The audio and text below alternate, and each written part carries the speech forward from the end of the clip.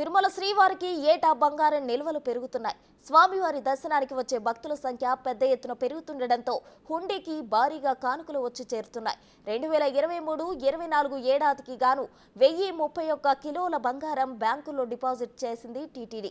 ఇప్పటి వరకు మొత్తం 11,329 కేజీలు బంగారం డిపాజిట్ చేసింది. గత 3 ఏళ్లలోనే 4,000 కేజీలు బంగారాన్ని బ్యాంకుల్లో డిపాజిట్ చేసింది. డబ్బుతో పాటు భక్తుల బంగారం కూడా శ్రీవారికి భారీగా సమర్పిస్తున్నారు. భవిష్యత్తులో ఇది మరింత పెరిగే అవకాశం ఉందని అంచనా వేస్తున్నారు.